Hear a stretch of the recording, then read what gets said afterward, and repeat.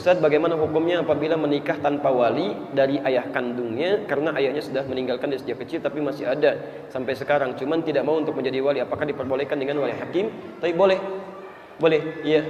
Dan fungsinya bukan cuma saat menikahkan, tapi sampai memberikan solusi kalau ada persoalan di rumah tangga. Dalilnya untuk perempuan ini ada di Quran surah kedua ayat 221, posisi paling kanan sebelah atas. Kemudian kalau ada persoalan, wali bertindak di Quran surah keempat An-Nisa ayat 35, posisi paling kiri di pertengahan.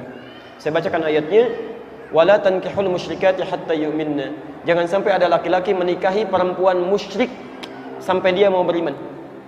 Wala amatun mu'minatun khairun min musyrikatin walau a'jabatkum. Lebih baik Anda menikahi seorang perempuan muslimah yang wajahnya biasa-biasa tapi beriman dibandingkan perempuan cantik yang memukau tapi musyrik. Antum pilih mana? Menikah dengan perempuan musyrik tapi cantik atau perempuan beriman tapi wajahnya biasa saja? Pilih mana?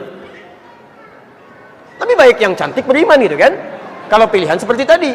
Tapi kalau pilihan seperti Quran sampaikan, nggak ada pilihan kecuali yang beriman. Nah, cuma persoalannya kalau perempuan dia nggak bisa milih. Maksud nggak bisa milih ini, dia nggak bisa menikah dengan sendirinya. Mesti ada yang menikahkan supaya bisa melindungi dia dalam kehidupannya. Ya, karena sifat perempuan kadang-kadang butuh perlindungan yang lebih dibandingkan dengan laki-laki. Baik teman-teman, maka kalimatnya berubah. Wala tunkihul musyrikina hatta yu'minu. Jangan pernah nikahkan anak perempuan Anda dengan laki-laki musyrik sampai dia mau beriman. Jangan pernah nikahkan. Dari redaksi ini kata para ulama disepakati bahwa harus ada fungsi wali bagi perempuan ketika dia mau menikah. Siapa wali ini? Adalah kerabat terdekat. Pertama dari ayahandanya yang mengandung, menjadi wali atau wali rahimnya, ya, ayah biologisnya. Kalau masih ada, ya, atau masih ada, dia punya kesanggupan. Tapi kalau sifat kesanggupannya istita'ah hilang dari dirinya, misal ayahnya masih ada, tapi nggak sanggup untuk menikahkan karena saking harunya misalnya. Sampai mengucapkan kalimat ijab dan qabul misal, ya, bisa jadi keliru. Ya, misal bapaknya Rahmat yang akan dinikahkan Asep misalnya kan, saking kelirunya, ya, Ananda Asep, bapak nikahkan Ananda dengan anak Asep, ada Rahmat gitu kan. Siti anaknya Rahmat, keluar lagi saking harunya misalnya bisa keliru atau tidak baik dalam ungkapannya, maka dia boleh mewakilkan kepada wali yang lainnya. Siapa wali yang lainnya? Bisa kerabat terdekat yang lain, bisa paman, bisa kakak laki-laki yang kandung, atau wali hakim yang bisa dijadikan sebagai bagian dari, ya, pembantu untuk bisa menikahkannya. Bisa misalnya, mohon maaf, ya, guru daripada ayah, ya.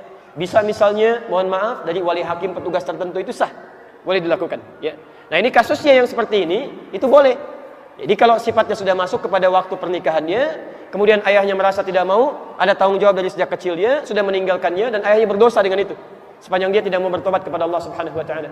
Saya berdoa kepada Allah supaya ayahnya dilembutkan hatinya, mau kembali kepada ketentuan Allah, dan bisa merajut kebaikan-kebaikan dalam keluarga yang tadi. Jadi hukumnya boleh, silahkan ambil wali yang lain sebagai wali hakim, dan dia tolong pilih wali hakim yang baik, yang bisa memberikan dukungan-dukungan dan saran-saran kebaikan dalam hidup. Teman-teman yang ikhwan, mohon ingat kata-kata ini ya. Wali itu tugasnya bukan hanya menikahkan, tapi menjadi tempat untuk berkonsultasi ketika ada persoalan rumah tangga didapati. Bahkan ketika ada suasana yang luar biasa kerasnya sampai dimungkinkan terjadi perceraian, maka wali ini yang dijadikan rujukan untuk konsultasi. Ya, lihat